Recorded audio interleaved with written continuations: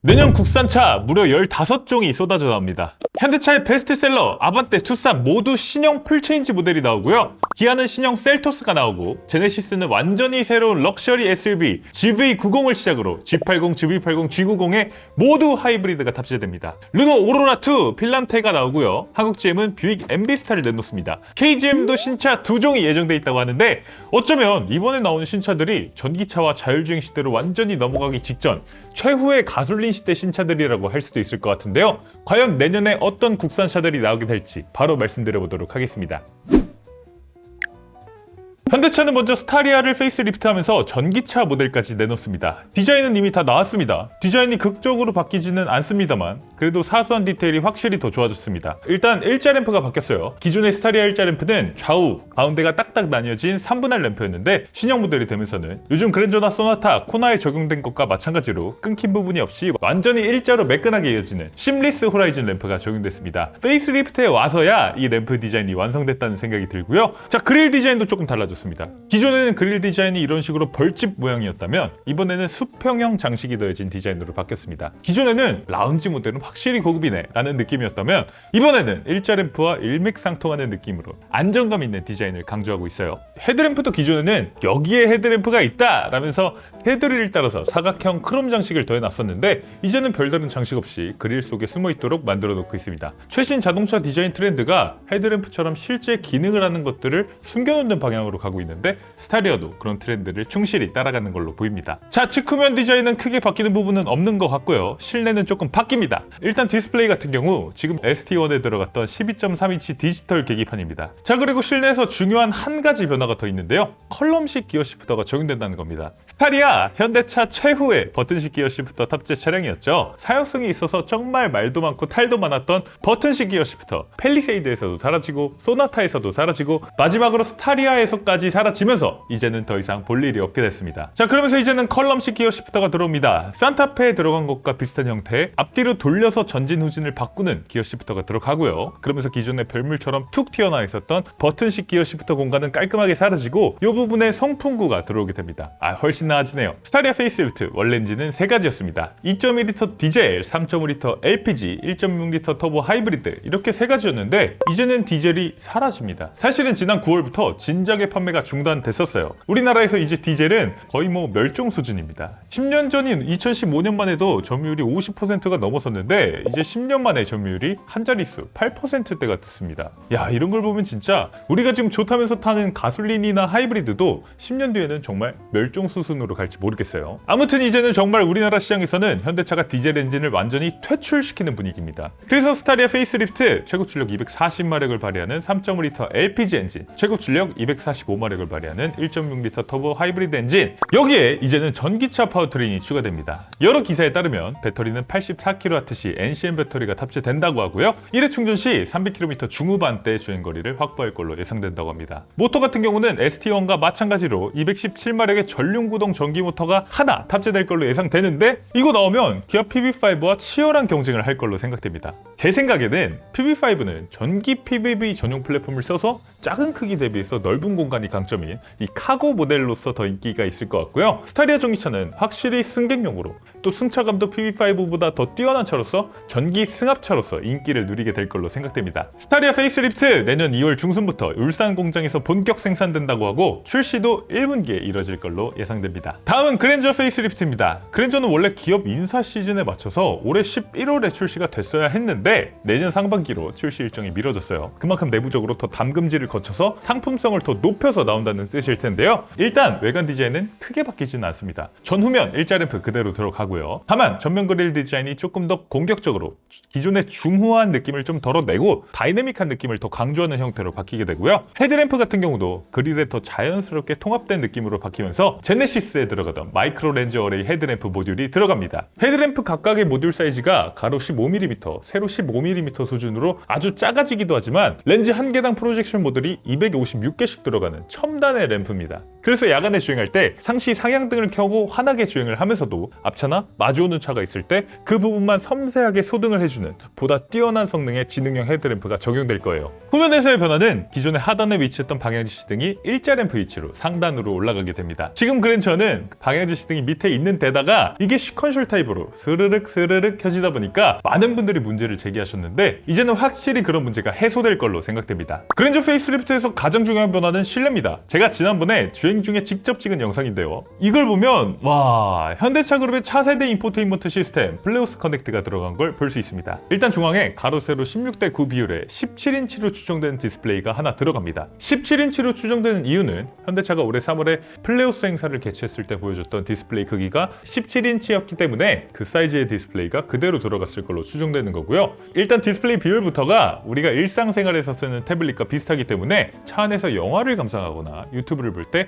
훨씬 더 큼지막한 화면으로 볼 수 있을 걸로 생각됩니다. 핵심은 인포테인먼트 시스템일 텐데 일단 차세대 내비게이션도 탑재됐을 걸로 추정됩니다. 현대오토에버가 개발한 차선 단위로 경로를 안내해주는 썰맵 들어갈 걸로 예상되고요. 또 최대 3분할 화면을 제공해서 운전석에 있는 사람과 조수석에 있는 사람이 각기 다른 기능을 쓸 수 있을 걸로 생각됩니다. 또 우리가 스마트폰에서 쓰던 다양한 앱들을 이 디스플레이에서도 다운받을 수 있게 됩니다. 기본적으로 안드로이드 오토모티브 OS라서 누구나 차량용 앱을 자유롭게 개발하고 배포할 수 있는 시스템이기 때문에 뭐 티맵이나 네이버 지도나 유튜브나 멜론이나 네이버 웨일 브라우저나 심지어는 삼성 스마트싱스 앱 같은 것을 다운받아서 우리 집에 있는 냉장고, 세탁기, 에어컨, 로봇 청소기도 컨트롤을 할 수 있게 됩니다. 뭐 물론 실제로 작동하는 걸 봐야 제대로 알 수 있겠습니다만 지금까지 발표한 내용을 보면 이런 것들이 모두 가능하다고 해요. 확실히 기존 CCNC와는 차원이 달라질 거라는 생각이 들고요. 디지털 계기판은 따로 대시보드 상단에 장착됩니다. 기본적인 속도, 연료 잔량, 드라이브 모드 같은 주행 관련된 핵심 정보만 보여주는 디스플레이가 운전자 눈높이에 배치되게 되는데요. 중앙 디스플레이가 비록 테슬라의 방식과 별 차이가 없기는 하지만 우리 현대차는 여기에 계기판을 하나 더 달아서 운전자 편의성을 더 높일 거야 라는 의도로 읽혀지기도 합니다. 파워트레인은 기존과 마찬가지로 최고 출력 198마력을 발휘하는 2.5L 자연흡기 가솔린, 최고 출력 300마력을 발휘하는 3.5L 자연흡기 가솔린, 최고 출력 240마력을 발휘하는 3.5L LPG, 그리고 1.6L 터보 하이브리드까지 4가지의 파워트레인이 제공될 텐데요. 하이브리드는 모터 2개를 장착한 신규 하이브리드 시스템이 장착될 수 있을지 조금 더 지켜봐야 될 것 같습니다. 그랜저는 현대차의 플래그십 세단인데 페이스리프트라고 하더라도 최신 기술을 적극적으로 넣어줬으면 좋겠네요. 그랜저 페이스리프트 출시는 내년 2분기가 예정돼 있다고 합니다. 다음은 아반떼 풀체인지 8세대 모델입니다. 현대차의 척추와 같은 모델이죠. 1990년에 처음 나와서 아시죠? 따봉. 올해로 35년째 생산 중이고요. 누적 판매가 무려 1,500만 대. 사실상 국산차 중에서 가장 근본 넘치는 차라고 할 수 있습니다. 여러 위장막 사진 그리고 신차 예상도 맛집 가차님의 예상도를 보면 이런 디자인으로 나올 게 굉장히 유력해 보입니다. 이제 약간 질리는 느낌이 있던 일자 램프 여기서 살짝 변화를 줬어요. 가장자리를 수직으로 꺾어서 전체적으로 봤을 때 현대차의 H 로고를 형상화한 그래픽을 만들었습니다. 실제로 앞을 비추는 기능을 하는 헤드램프는 하단부에 분리형 헤드램프로 적용됐고요. 그러면서 현대차의 다른 세단들 소나타, 그랜저와 일맥상통하는 디자인을 보여줄 것 같습니다. 하단에는 이번 아이오닉 6 페이스리프트에 적용된 것 같은 크롬 장식이 더해져서 디자인적으로 꺾여 올라가는 게 약간 비행기 날개 끝에 있는 윙렛 같은 느낌을 주고 있습니다. 더 다이내믹한 느낌을 주는 거죠. 측면에서는 도어 핸들이 아웃사이드 그립 방식에서 인사이드 그립 방식으로 바뀝니다. 요즘 BMW 스타일이기도 하지만 원래 아반떼는 옛날 차들 다 그랬듯이 1세대, 2세대, 3세대가 다 인사이드 그립 방식이었습니다. 좋게 보면 헤리티지로의 회귀라고도 할 수 있을 것 같아요. 자, 측면에서 또 하나의 변화는 루프라인입니다. 지금 아반떼 7세대는 루프라인이 쿠페처럼 부드럽게 떨어지는 라인을 갖추고 있었는데 신형 아반떼 8세대는 그랜저처럼 엔진룸, 캐빈룸, 트렁크가 딱딱딱 나눠진 3박스 세단의 형태로 돌아가게 됩니다. 또 C필러 부분을 보면 바디 컬러의 기둥이 들어가면서 현대차 세단의 큰형님 그랜저의 디자인적인 요소를 이어받는 느낌도 주고 있어요. 후면은 전면과 마찬가지로 좌우를 가로지르는 H자 램프가 들어갑니다.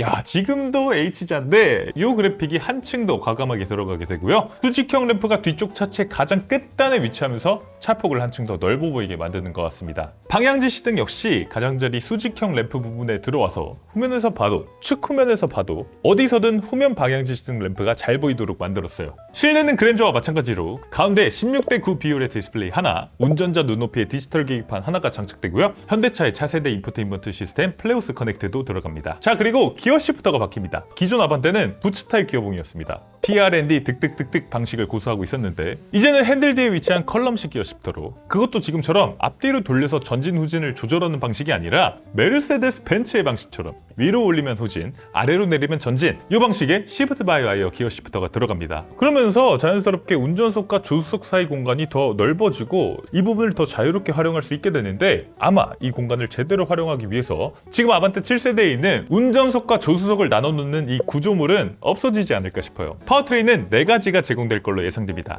1.6L 자연느끼 가솔린, 1.6L LPG, 그리고 대한민국 연비 1등을 자랑하는 1.6L 자연느끼 하이브리드, 마지막으로 고성능 N 파워트레인까지 탑재되게 됩니다. 지금 여러 언론 보도에 따르면 이번 아반떼에는 2.5L 터보 하이브리드가 장착될 수 있다고 하는데, 저는 개인적으로 현대차의 2.5L 엔진 자체가 트랙을 진짜 잘 달려야 되는 아반떼 N의 성향에 잘 맞는 엔진인지는 모르겠습니다. 왜냐면 세타3 2.5 터보 엔진 스펙을 보면 보어 88.5mm에 스트로크 101.5mm 롱 스트로크 엔진입니다. 이 스트로크가 길어지면 피스톤이 한번 왕복할 때 이동해야 되는 거리가 늘어납니다. 그러니까 같은 6000rpm이라도 롱 스트로크 엔진의 피스톤은 훨씬 더 빨리 움직여야 되는 거예요. 결과적으로 엔진의 레드존을 높게 가져가기 어렵다는 단점이 있고요. 또 엔진 리스폰스도 조금은 떨어지게 됩니다. 스트로크가 길다는 건 이 크랭크 축의 회전 반경이 크고 이걸 연결하는 커넥팅 로드도 길고 무겁다는 뜻입니다. 그러면 무거운 부품들이 위아래로 움직여야 되니까 이 악셀을 밟았을 때 RPM이 치솟는 속도나 발을 뗐을 때 RPM이 떨어지는 반응이 지금의 스퀘어 엔진보다는 좀 둔할 수밖에 없겠죠. 또 엔진 블록 자체가 위아래로 길어져야 되니까 차체 전체의 무게중심도 삐세하게 올라가게 됩니다. 결론은 지금 아반떼처럼 보어 스트로크가 각각 86mm, 이 스퀘어 엔진이 아니다 보니까 성향 자체가 트랙카, 레이싱카에서 조금 더 GT카스러워질 수 있다는 생각이 들면서 현대차 최고의 펀카, 이 악동의 이미지가 살짝 희석될 수도 있을 것 같은데 N팀에서 알아서 잘 세팅했을 거라고 생각하고요. 무엇보다 2.5L 터보 하이브리드 탑재가 확정된 것도 아니니까 최종적으로 어떻게 나오게 될지는 더 기다려봐야 될 것 같습니다. 신형 아반떼 8세대 출시는 내년 상반기 말이 예정돼 있다고 합니다. 다음은 투싼 풀체인지 5세대 모델입니다. 투싼은 제가 지난번에 위장막을 직접 살펴보기도 했는데요. 전체적인 디자인이 지금 4세대 모델처럼 유선형이 아니라 딱딱 각진 디자인이 됩니다. 이제는 세련된 디자인보다는 이 차에 탔을 때 나를 든든하게 지켜줄 것 같은 러기드한 디자인이 되어 앞서 나온 산타페, 팰리세이드와 일맥상통하는 느낌을 주겠다는 거죠. 일단 전면에서는 클램쉘 후드가 적용됩니다. 전면 보닛에 별도의 파팅 라인 없이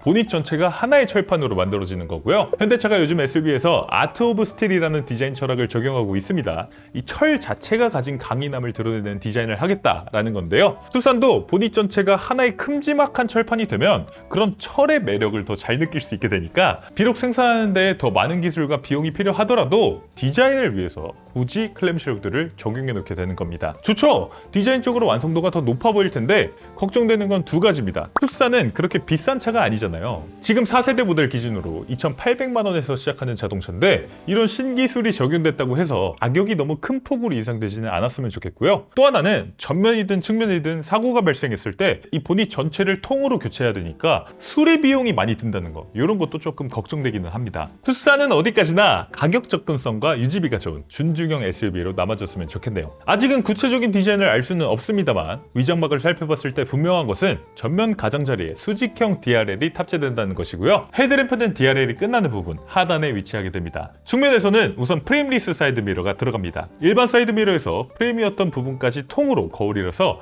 이 같은 크기를 가지고도 더 넓은 영역이 보이게끔 하는 사이드미러고요. 디자인적으로나 기능적으로나 모두 훌륭한 사이드미러라고 할 수 있습니다. 그리고 플러시 타입 도어 핸들도 적용됩니다. 평소에는 차체 안쪽으로 쏙 들어가 있다가 언락을 하면 차체 바깥으로 튀어나오는 구조예요. 디자인적으로는 더 매끈한 효과를 주고 공기 저항도 살짝은 더 줄여주는 도어 핸들이라고 할 수 있습니다. 후면 디자인도 아직은 디테일한 부분은 알 수 없는데 수직형 테일램프가 차체 양쪽 가장자리에 위치하게 되고요. 여기 위쪽에서 방향지시등도 깜빡깜빡 켜지게 됩니다. 실내는 아직 포착되는 건 없습니다만 비슷한 시기에 출시되는 그랜저 아반떼가 모두 신형 디스플레이와 인포테인먼트 시스템을 갖춘 차로 나온다는 점을 생각했을 때 역시 마찬가지로 플레어스 커넥트가 들어가게 될 걸로 생각되고요. 기어 시프터도 마찬가지로 핸들 뒤에서 위아래로 조작하는 컬럼식 기어 시프터가 장착될 걸로 예상됩니다. 파워트레인은 크게 바뀌지는 않을 것 같아요. 지금 유로7 규제라든지 환경 규제가 심하기 때문에 출력을 낮추면 낮췄지 출력을 더 높이거나 신규 엔진을 장착하거나 이런 것들은 꿈도 꾸지 못할 것 같고요. 최고 출력 180마력을 발휘하는 1.6L 터보 가솔린 엔진, 최고 출력 235마력을 발휘하는 1.6L 터보 하이브리드 파워트레인 두 가지가 기본적으로 제공되는데, 하이브리드에는 모터 2개가 장착된 신형 시스템이 탑재됐으면 좋겠습니다. P1P2 모터 2개 장착된 신형 하이브리드 변속기, 이거 2.5L 터보 엔진뿐만 아니라 더 작은 엔진들에도 다양하게 적용이 될 거라고 했었는데, 팰리세이드뿐만 아니라 더 많은 차들에 빠르게 탑재해줬으면 좋겠다는 생각이 들고요. 그래야지 배출가스를 줄이는 데에도 더 도움이 될 테니까요. 자, 그리고 여기에 N 모델이 추가가 될 수 있다고 합니다. 현대차 올해 인베스터 베이 발표에 따르면 글로벌 베스트셀링 모델을 기반으로 신규 N 모델이 나온다고 하는데, 글로벌 베스트셀링, 신규 이 두 개의 단어를 모두 만족시키는 단어는 투싼밖에 없습니다. 투싼 N이 그래서 새로 나올 것 같고요. 엔진은 역시 2.5L 터보에 하이브리드 시스템이 결합된 고성능 하이브리드가 될 것 같다고 하는데, 아반떼 N에서 이 엔진의 조합은 조금 갸우뚱하는 느낌이었지만 투싼 N에서는 꽤 괜찮을 것 같습니다.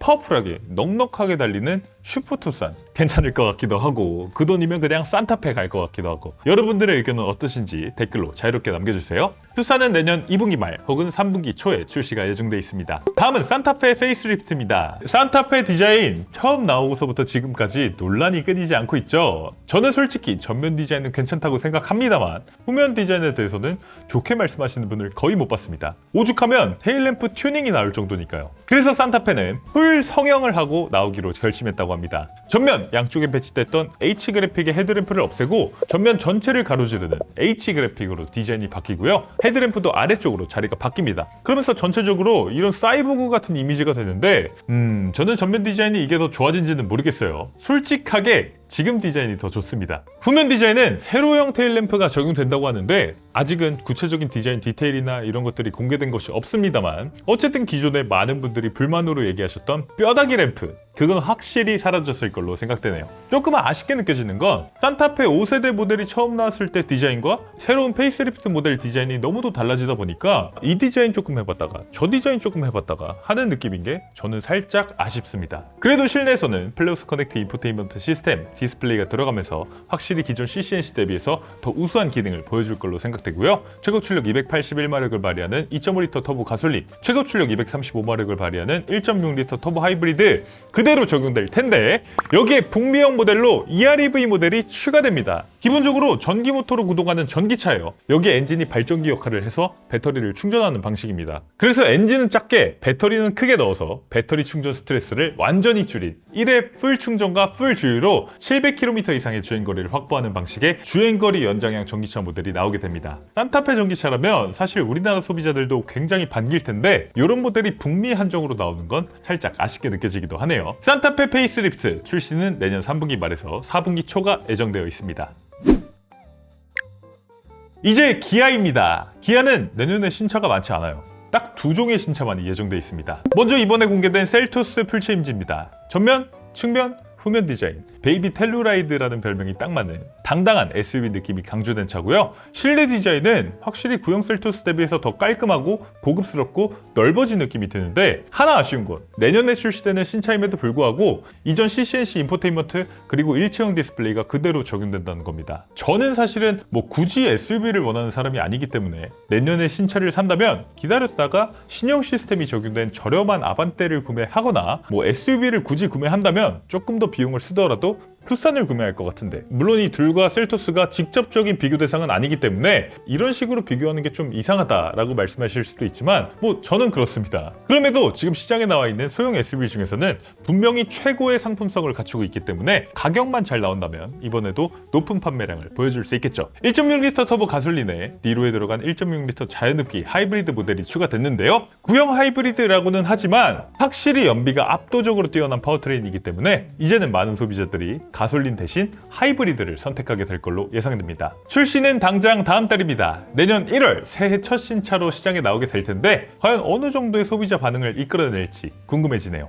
다음은 니로 페이스리프트입니다. 전기차는 EV3, 하이브리드는 셀토스, 그러면 니로의 역할은 뭐냐? 이제 단종하는 것이냐? 라고 했었는데 아닙니다. 니로는 페이스리프트로 다시 한번 상품성을 높일 계획이라고 해요. 일단 디자인이 크게 바뀝니다. 하바니로 콘셉트를 양산해 했던 기존의 디자인을 거의 완전히 버리고요. 이제는 우리나라 소비자들이 가장 사랑하는 디자인, 이 소렌토 스타일의 디자인을 갖추게 됩니다. 전면 램프 디자인부터 기역자 램프가 적용됐어요. 소렌토 혹은 유럽에 판매하고 있는 스토닉과도 닮은 인상을 주게 될 것 같고요. 부메랑 모양의 테일램프는 최신 기아의 램프 디자인 언어 스타맵 시그니처 라이팅으로 변경됩니다. 그러면서 부메랑 형상이 사라지고 EV9이나 EV3에서 그랬던 것처럼 차체 안쪽을 파고드는 형태의 램프가 적용돼요. 그래서 외관 디자인에서부터 가장 사람들이 좋다고 얘기하는 지금 기아의 디자인 요소들을 적극 적용하면서 다시 한번 니로의 세일즈를 끌어올리겠다라는 그런 의지가 느껴집니다. 실내는 아직 포착된 것이 없습니다만 기존의 OW 세대 시스템은 이제는 정말 쓸 수가 없습니다. 최근 기아 업데이트 리뷰 홈페이지에 들어가 보면 정말 아쉬워하시는 분들이 많아요.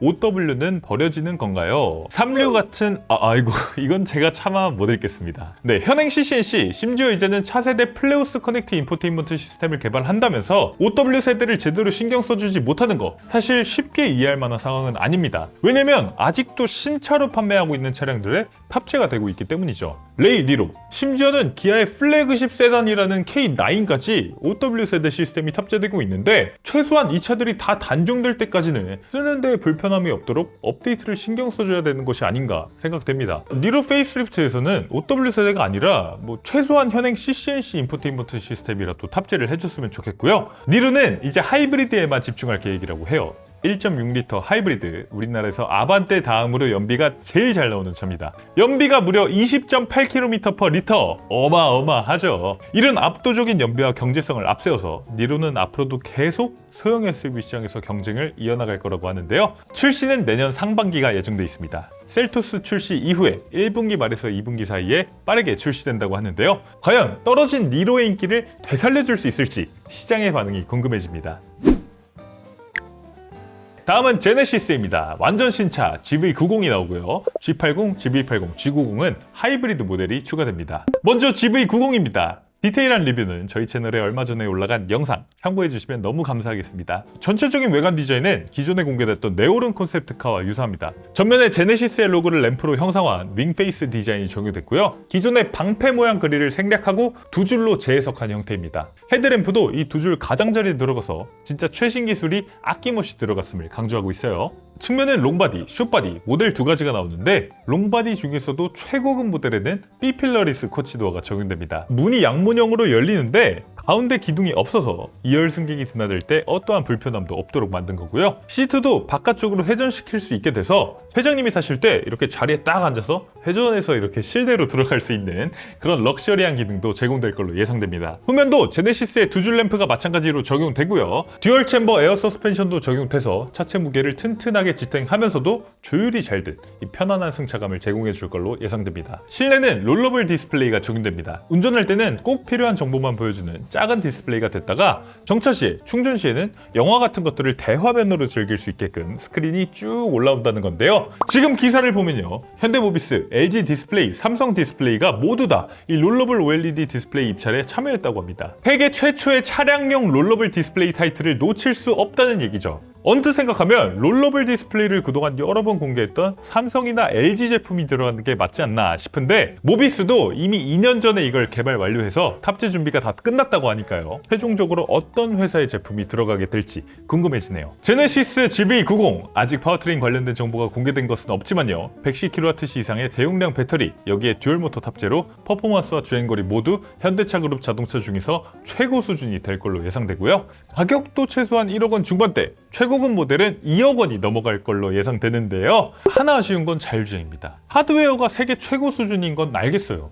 그런데 소프트웨어는, 자율주행은 이걸 놓고 보면 좀 아쉽습니다. 현대차가 2024년 인베스터데이에서 공개했던 자료를 보면 GV90은 SDV 페이스카 이전 모델입니다. 하드웨어보다 OS가 주인공인 차, 그래서 구매 3, 4년 뒤에도 새 차처럼 소프트웨어 업데이트로 기능이 최신화되고 심지어는 자율주행 같은 것들이 안 되다가도 추가가 되는 차, 그건 GV90 다음에 나오는 차부터입니다. 그러면 GV90은 나중에 나온 차보다 자율주행이 잘 안 될 수도 있는 거예요. 업데이트가 안 되니까요. 처음에 어떤 수준의 자율주행을 탑재하고 나올지 그건 아직 알 수 없지만 지금까지 42-나 현대차가 테스트하고 있는 상황을 봤을 때는 그렇게까지 혁신적인 완전히 새로운 자율주행 시스템이 들어갈 거라고 예상하기는 좀 어려운데 하드웨어만큼은 정말 세계 어떤 차와 경쟁해도 부족함이 없을 정도로 럭셔리한데 소프트웨어에서는 이전과 큰 변함이 없는 거 이런 것들은 조금 아쉽게 느껴지기도 합니다. 제네시스 GV90 출시는 내년 2분기가 예정돼 있습니다. 내년 4월 3일에는 뉴욕 오토쇼가 예정돼 있는데 그 현장에서 언베일링을 할 걸로 예상되고요. 우리나라에는 6월 말 부산 모빌리티 쇼에서 실차를 공개하지 않을까 생각됩니다. G80, GV80, G90은 모두 하이브리드를 탑재하고 출시합니다. 디자인도 약간의 변화가 있다고 하는데 뭐 대대적인 변화는 아니라고 하고요. 포르쉐 출신 만프레드 하러 연구개발 본부장에 따르면 제네시스 하이브리드 모델의 시험 주행을 마쳤고 전속력으로 개발 중이라고 합니다. 제네시스의 하이브리드는 어떻게 나오게 될까요? 사실은 지난 4월 차세대 하이브리드 시스템 공개 현장에서 후륜구동용 하이브리드 시스템 이미지는 이미 오픈했습니다. 이걸 보면 분명히 알 수 있는 게 있죠. 기본적으로 2.5리터 터보 엔진을 새로 배치하고요. 전륜구동 하이브리드와 마찬가지로 후륜구동 하이브리드도 변속기 안에 전기 모터를 집어넣은 P2 모터 시스템을 적용하게 됩니다. 엔진과 변속기 사이에 전기 모터가 하나 들어간다는 거죠. BMW나 메르세데스 벤츠의 플러그인 하이브리드 시스템과 같은 방식입니다. 후륜구동 변속기에 토크 컨버터를 들어내고 그 자리에 전기 모터를 집어넣는 방식이에요. 기본적으로 엔진과 모터의 힘을 더해서 프로펠러 샤프트를 통해서 동력을 후륜으로 전달할 수도 있고 클러치로 엔진을 분리해서 전기 모터만으로 주행도 가능합니다. 그리고 신형 하이브리드니까 이 엔진의 수직 운동을 회전 운동으로 바꿔주는 크랭크 샤프트에 P1 전기 모터도 하나 추가로 달아서 엔진의 시동도 도와주고 회전도 도와주고 등등 다양한 기능들을 하게 됩니다. 제네시스 만족하시는 분들도 연비에 대해서는 정말 나쁘다고 말씀 많이 하시거든요. G80만 해도 가장 많은 분들이 선택하시는 19인치 휠 복합 연비가 10.1km/L입니다. 동급 E클래스나 5시리즈와 비교해봐도 연비가 극도로 떨어져요. 그런데 이제 하이브리드가 나오면 그런 연비에 대한 불만은 확실히 잡히게 될 것 같고요. 물론 잘 따져봐야 되기는 할 겁니다. 하이브리드 시스템이 장착된 것만큼 이 차량 가격이 더 올라갈 것이기 때문에 하이브리드 선택 안 한 돈으로 기름값을 할 것이냐, 이 하이브리드를 선택하고 유지비를 줄일 것이냐, 요거는 잘 고민해 봐야 될 거예요. 제네시스 하이브리드가 나오면 제가 비교해서 정리드려 보도록 하겠습니다. 출시 일정은 GV80 하이브리드는 3분기, G80, G90 하이브리드는 4분기 출시가 예정돼 있어요.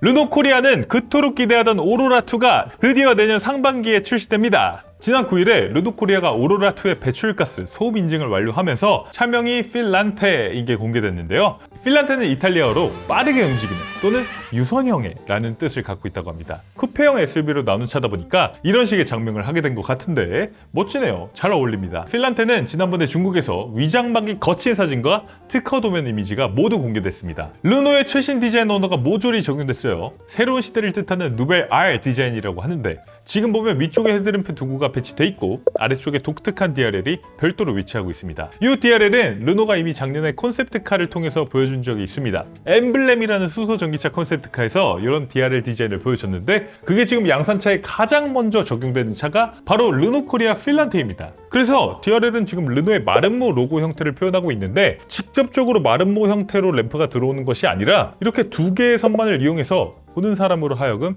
마름모를 연상하도록 만들고 있어요. 보는 사람이 르노의 마름모 로고를 상상하게 만드는 디자인, 진짜 뛰어난 디자인이라는 생각이 들고요. 기본적으로 각진 디자인이고 마치 디지털 그래픽처럼 여러 조각으로 나눠진 형태를 보여주고 있어서 아주 공격적이면서도 하이테크한 인상을 주고 있습니다. 측면 디자인은 필란테의 정체성을 가장 잘 드러내고 있어요. A필러에서 시작된 루프라인이 B필러를 정점으로 C필러를 지나서 트렁크 리드까지 아주 매끄럽게 연결되고 떨어지는 쿠페형 실루엣 또는 패스트백 실루엣을 보여주고 있습니다. 그래서 오로라2가 확실히 쿠페형 SUV라는 걸 보여주고 있고요. 측면 윈도우 라인이 2열 도어 뒤에서 날렵하게 치솟아 올라가는 디자인을 해놓으면서 극도로 스포티한 쿠페형 SUV의 이미지를 완성하고 있습니다. 후면부도 스포티해요. 중국에서 누가 위장막을 아예 걷어놨는데 그래서 구체적인 디자인을 다 볼 수가 있습니다. 일단 위아래가 분리된 종이 비행기 같은 그래픽이 서로 마주보는 형태를 갖고 있어요. 그러면서 이 램프가 가리키는 부분에 르노 엠블럼이 딱 중앙에 위치시키도록 만들어놨습니다. 후면을 봤을 때 시각적으로 르노의 로고가 부각되는 형태예요.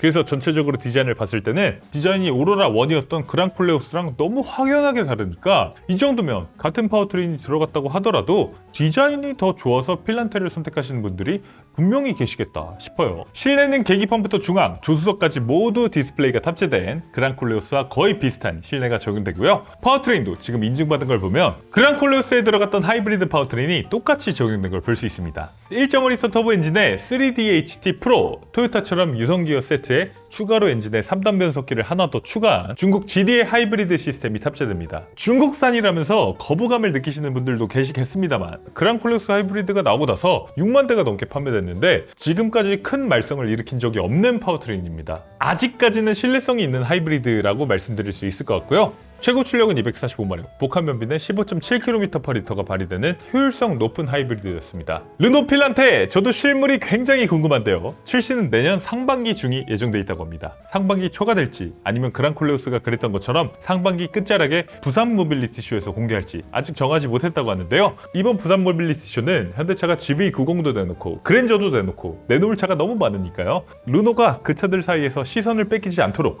상반기 초에 출시됐으면 좋겠습니다. 한국 GM은 뷰익 브랜드를 새로 런칭하고 신차 MB스타를 내놓는다고 합니다. 저희가 지난번에 일찌감치 영상을 올려드리기도 했습니다만 사실 새로운 브랜드가 들어온다고 해서 기대가 되는 마음보다는 우려가 앞섭니다. 왜냐면 MB스타는 트랙스와 형제차이기 때문이죠. 이 VSS-F라는 GM의 전륜구동 플랫폼을 공유하고요. 휠베이스 완전히 똑같고 다른 크기도 비슷합니다. 결국 다른 것은 디자인인데 샤크 노즈가 적용된 전면부, 쿠페형 실루엣을 갖춘 측면부, 전면과 통일감을 이루는 후면부 다 좋은데 이 실내 디자인이나 엔진이나 이런 것들이 트랙스랑 똑같아요. 1.1리터 터보 3기통 엔진에 6단 자동 변속기 조합인데 그러면 쉐보레가 아니라 뷰익을 트랙스가 아니라 MB스타를 선택할 이유가 뭘까에 대해서 고민해보게 됩니다. 뷰익이 조금 더 고급 브랜드라서 아마 몇백만 원이라도 더 비싸게 될 텐데 야 이거 뷰익이 어떤 브랜드인지 사람들한테 알리는 것부터 시작해서 같은 차를 더 비싼 돈 주고 사야 되는 이유를 납득시키는 거 진짜 어려운 길을 선택하셨다는 생각이 드는데 잘 될 수 있을까요? 여러분들의 생각이 진짜 궁금합니다. 댓글로 많이 알려주세요. 마지막으로 KGM입니다. KGM은 먼저 무쏘 풀체인지 모델이 나온다고요. 원래 렉스턴 스포츠가 이름이 무쏘 스포츠가 됐었고요. 렉스턴 스포츠카는 무쏘칸이 됐었습니다. 그걸 이번에 말을 한 번 더 바꿔서 무쏘 스포츠는 무쏘로, 무쏘카는 무쏘 그랜드로 바꾼다고 해요. 코드네임 Q300 풀체인지입니다. 풀체인지지만 프레임이나 일부 차체는 기존의 것을 그대로 캐리오버하는 것으로 보이고요. 디자인은 CF 영상부터 해서 거의 다 공개가 됐습니다. 위장막도 거쳐진 사진이 찍혔고요. 포드 F150 라이트닝 같기도 하고 중국 BYD의 샤크라는 픽업 트럭 같기도 하고 디자인에서 확실히 최신의 픽업 트럭 느낌을 주려고 한 것 같습니다. 렉스턴 스포츠의 프레임이나 차체를 캐리오버하다 보니까 기존과 마찬가지로 쇼테크, 롱데크 이 두 개 모델이 나오고요. 서스펜션도 리프, 멀티링크 두 개로 나눠서 나옵니다. 다만 디젤 엔진에 더해서 이제는 가솔린 엔진이 추가됐습니다. 2.0 가솔린 엔진에 아이신 8단 자동 변속기가 들어간다고 합니다. 원래는 렉스턴 2세대 수출 모델에 탑재되던 엔진인데 유럽 시장용은 4년 전에 이 유로 6D 기준을 만족시키지 못해서 생산이 중단되고 중동이나 남미 수출용으로 제작이 되다가 이번에 국내 시장에도 출시하게 됐습니다. 내년 1월 12일에 사전 개혁이 시작된다고 하고요. KGM이 올해 기아 타스만에게 국내 픽업 트럭 판매 1위 자리를 내준 상황인데 내년에는 신형 무쏘 출시로 분위기를 반전할 수 있을지 궁금하네요. 자, 그리고 올해 6월에 진행된 KGM 포워드 행사에서 발표된 바에 따르면 SE10이라는 신차도 내년에 출시된다고 하는데요. 이전에 공개됐던 F100 콘셉트카의 디자인을 기반으로 중국 체리 자동차의 T2X라는 플랫폼을 활용해서 국내 최초 신기술이 접목된 플러그인 하이브리드 출시, 최고 수준의 경제성과 전기차 수준의 주행 퍼포먼스, 강인한 남성을 드러낼 수 있는 차별적인 디자인, 다양한 라이프 스타일 확장이 가능한 공간성, 카카오 플랫폼을 도입한 재미와 실용을 더한 엔터테인먼트, 이렇게 5가지 핵심 포인트가 적용된 차가 나올 예정이라고 합니다. 내년 개발 완료, 출시가 목표라고 하는데요. KGM이 자체 기술이 없이 체리 자동차 기술을 그대로 갖다 쓴다라는 논란은 있지만 저는 KGM이 지금 기술 개발 역량이 부족할 때 체리 자동차의 기술을 갖다 쓰고 나중에 재정 상황이 나아지고 나면 분명히 자체 기술을 개발할 거라고 믿습니다. 이렇게 내년에 출시될 국산차 신차들을 숨가쁘게 훑어봤는데요. 무려 15종! 역대급 라인업이라고 해도 과언이 아닙니다. 내연기관이 저물어가고 하이브리드와 전기차가 대세가 되는 이 시대, 어쩌면 지금 우리가 내연기관의 가장 무르익은 기술과 전동화의 신기술, 그리고 자율주행이라는 미래까지 한꺼번에 공존하는 이 자동차 역사상 가장 선택지가 넓고 재밌는 시기를 살고 있는 것은 아닐까요? 내년에 쏟아질 이 수많은 신차들 중에서 여러분의 선택은 무엇인가요? 이 차는 진짜 기대된다. 혹은 이 차는 진짜 걱정된다. 여러분들의 의견 댓글로 자유롭게 남겨주시고요. 구독, 좋아요, 알림 설정도 꼭 좀 부탁드립니다. 오늘 차 플레이는 여기서 인사드리겠습니다. 이영빈이었습니다. 감사합니다.